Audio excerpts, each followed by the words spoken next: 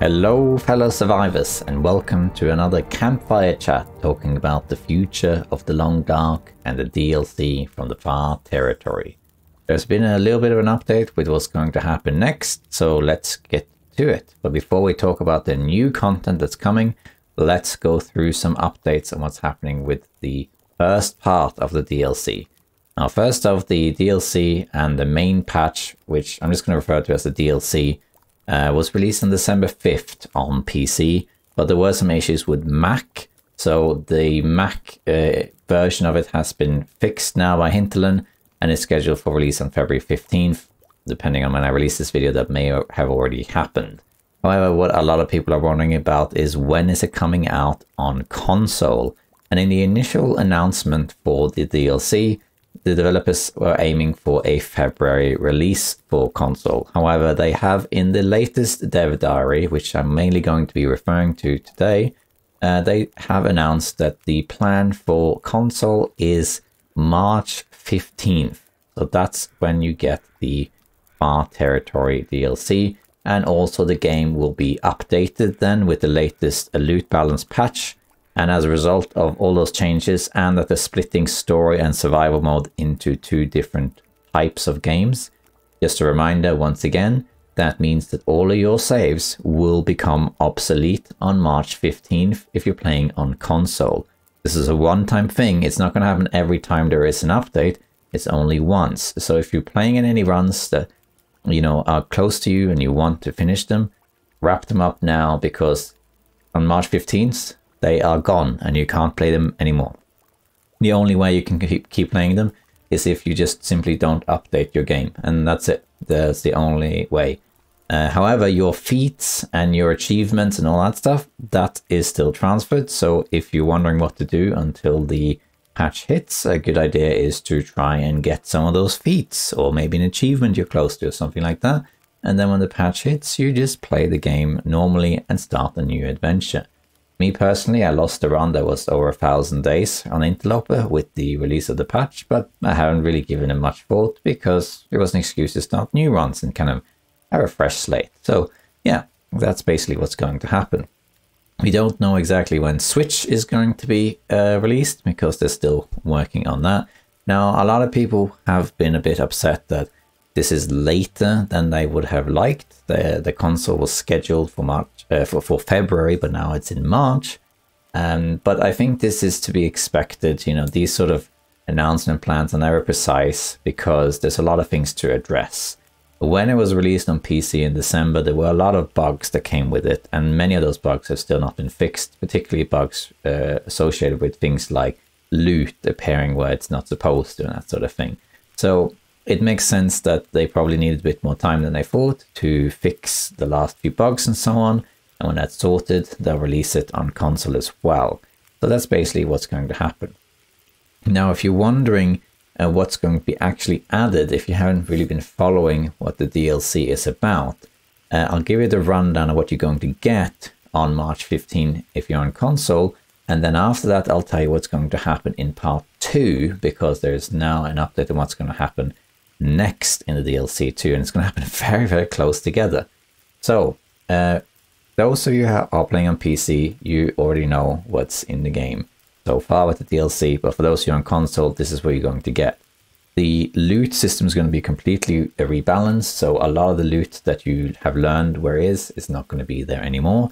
In my experience though, the general gist of it is that maybe half of all the loot is still in the same place that it used to be, and some other loot is very close to where it were, and some things have changed entirely.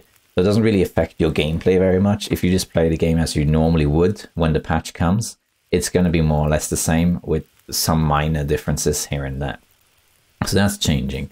And of course you get the new item variants, which is a unique version of the Storm Lantern, of the bow, and 3 new versions of the rifle, which are just kind of different versions of the same item, and you can kind of find them and just use the version you like the most. This does not apply to Interloper though. You also get the doe to the deer, so you have to the game rather. So you have female deer in the game, And you get, of course, the new region if you buy the DLC, that is. And the new region is the Far Territory. When this part 1 comes out for console, what you get is the hub and the transition zone to the hub called the branch line. And then you get the Forsaken Airfield, which in my opinion is a fantastically designed region. I think Forsaken Airfield is really, really good. It's a great region to go to. I do wish it had a little bit more secrets for you to discover and that sort of thing. So it's not perfect by any means, but I think this region is only going to get better and more interesting the more the DLC is developed. That's what I think. So you get all of those things. You also get the Insomnia Affliction and the Glimmer Fog, but I won't talk too much about that. If you want to know how that works, you can check out one of my videos where I encounter it. They are kind of non-factors, because insomnia is, if you get insomnia, it just disrupts your sleep a bit, but that's pretty much it. The Glimmer Fog is kind of like an aurora that happens during daytime, but it's during fog rather than the aurora weather. And that's pretty much all there is to say about it, really. That's really the gist of what you get. There'll also be quality of life updates that happens with the patch. There's a lot of little things, like there's new sounds, there's new graphics, particularly the meat has been changed, and a lot of other smaller things that we don't really need to get into. But yeah, just to be clear, there is a lot of things planned for this DLC, and Hinterland has a roadmap of those, but you're not going to get all of those when the DLC hits for console. So if you're watching this and you're playing on PC and you just haven't updated yet, let me also clarify for everyone that there's a few things that are not added just yet, and that's things like the Cougar has not been added. You know, that's what a lot of people really wanted. The base safe house customization, that's not added yet, and that sort of thing. And neither is the trader. So there is a few of those big things that have not yet been added, but they are coming eventually. Yeah, so on March 15th for console, you get the new DLC and the overhaul of the game, where all of survival is reset and story and survival split into 2 different parts. So that's what you're getting on console on March 15th. At least that's the expected target date. It might change. And if you haven't played it on PC yet, that's what you get too. So yeah, you get the loot overhaul, the new region, the custom items, and the female deer, and some other minor updates here and there. Okay, but then there is more to say, because they are also announcing part 2 of the DLC, and it's coming, at least the plan is, for it to come on March 30th. And that will be on all platforms.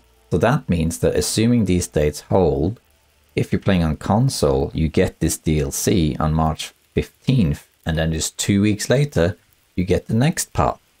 That sounds like there's not that much time to enjoy the first part, but I wouldn't worry about that, because this is stuff that's meant to be integrated into the game. So you just play it, you know, and then you get more stuff in part 2.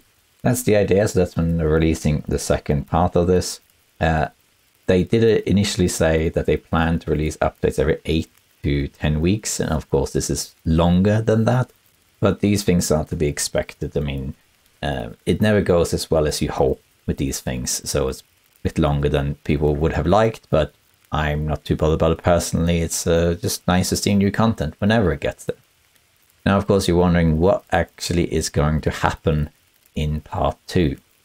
Well, it's pretty straightforward. So in part 2 of the DLC, let's first talk about what's going to happen to the game if you do not buy the DLC. If you just play the game and you don't buy the expansion. Well, let's do that first. The first thing that happens is they're updating all the prepper cache, the bunkers that you can find. Now, if you are playing on PC, you may have noticed that the bunkers are no longer in the game.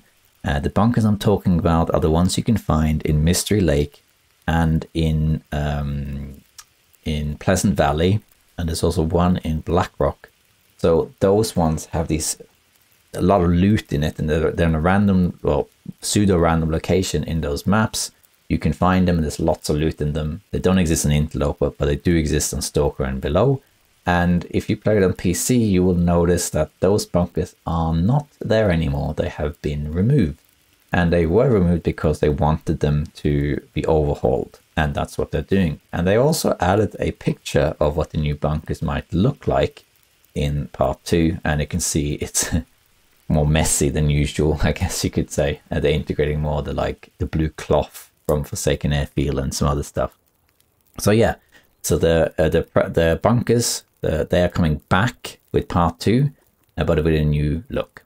The second thing they're adding is beachcombing. So beachcombing is already in the game and they're doing the enhanced version. If you have never heard of beachcombing before, the gist of it is that you can go along the coast, along any region that has a coastline, and you can find items along the beach. All sorts of things, from saplings to cloth to metal. And this is stuff you can do in places like Desolation Point, Crumbling Highway, Coastal Highway, Bleak Inlet. I think that's it. Basically anywhere that has a beach or coast. And they're changing that. They're not saying exactly how they're changing it, but they are changing it. So that will also be added to the core game. And then the third thing is acorns and oak trees. So oak trees are already in the game if you have bought the DLC, but they can only be found, as far as I can tell, in the far range, particularly in the hub. You see them around, but they don't do anything. You don't interact with them. Nothing comes of them. And presumably, when the part 2 hits, the oak trees, you might find oak wood around them or something, and also acorns. And the acorns will be grounded into a cooking item, presumably like a makeshift coffee or something like that. So those are the 3 things that are added to the core game, irrespective of whether you have the DLC or not. And you can expect more things added to the core game in the future. The Cougar, which is coming later in the year, is likely going to be added to the core game because they mentioned before that it was to be added to mountainous regions or something like that. So there's a few things, even if you don't buy the DLC at all, you will get a lot of updates regardless. And in this case, it's the improved bunkers, the improved beachcombing, as well as acorns and oak trees. That's going to change in part 2, even if you don't have the DLC. Now, what if you buy the DLC? What do you get? Well, there's 6 things that I have announced that they're adding. Let's go through those. The first is that they're adding something called the Tale. And this is something they announced in the past, that with the DLC they'll add 3 tales. That is to say, little stories of things that are going to happen in game. A bit like a challenge, like the challenge is in the game, but it's in survival mode. And they say that they estimate it to take about 5 hours or so to complete. And the name of it's called Signal Void. That's all we really know about it. We don't know anything about it other than the name. But it's basically a quest of sorts. And based on the name, it's likely related to the second thing they're adding, which is the radio, the handheld shortwave radio. We saw this radio in the announcement trailer for the DLC, activating with the glimmer fog you get in Forsaken Airfield. But if you go to Forsaken Airfield now, it's not there. But presumably, this is just a guess, but I think that when you find the radio, maybe it triggers this tail and you have to use it during the Aurora or Glimmer Fog to advance it. That would be my guess, but I'm not sure. I'm not really sure. But they are adding the radio and this tail. They're also adding something they just call transponder cache gameplay, which I presume is just how the radio works. I'm guessing, again, I don't know because they haven't explained it, but I'm guessing it's something like during an Aurora or Glimmer Fog, the radio will activate and it will tell you or signal to you where certain loot is or something like that, like a cache or an emergency signal that's on repeat or something like that. I don't really know. I'm picturing it, I don't know, but I'm picturing it a little bit like in Fallout. You know, in Fallout, if you turn on the radio and you walk around the wasteland, sometimes you pick up a signal and then you play it and it triggers sometimes an event nearby. I kind of picture it something like that, but who knows. Then they're adding new bunkers. So I already mentioned the prepper bunkers that they're improving, and they're adding new ones. Again, we don't know exactly where or what that means, but it's likely that they mean either that they're adding new content to the bunkers or new locations of bunkers, that maybe they will be more places than just really Mystery Lake and Pleasant Valley. We have to see. This is unlikely to have any impact on Interlope. And Interlope is only one bunker, and that's the Pleasant Valley one to Timberwolf Mountain. That's pretty much it. But on lower difficulties, you find them. So on this probably will have an impact on lower difficulties, but not Interloper. Then they're also adding 3 new clothing items. We don't know what those 3 are. We'll have to see. They didn't specify that it's being craftable or something, so it's probably just something that's found. I have really no guess what that could be, because there's pretty much enough of everything in the game. There's only really one clothing slot for the accessories, which is the air wrap. So it could be something like that. On Interloper, there's not that many gloves you can find, or even pants. There's only really 2 types of underwear. I don't really know what we can expect, to be honest.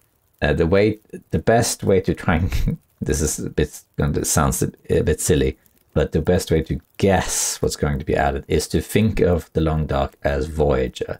Voyage is kind of like the default gameplay of the Long Dark. So when they add stuff to the game, they usually have Voyager in mind. So they don't tend to add things to the game that's directed at someone that plays Interloper. That's very rare. Instead, they add things aimed at Voyager type gameplay. So it's likely to be something like that. If I had to guess, only one of those 3 new items will be on Interloper and the rest will be on lower difficulties. And then there's one last thing they're adding, which is something I look forward to trying out. It's the Fire-Hardened Arrows. So the Fire-Hardened Arrows was also mentioned in the past, that they're basically a makeshift arrow. So in the game right now, you only have one type of arrow, which is the simple arrow, which require metal arrowheads to use. These arrows are basically kind of campfire created arrows, where you just harden the tips by a campfire. That's my understanding of it, at least.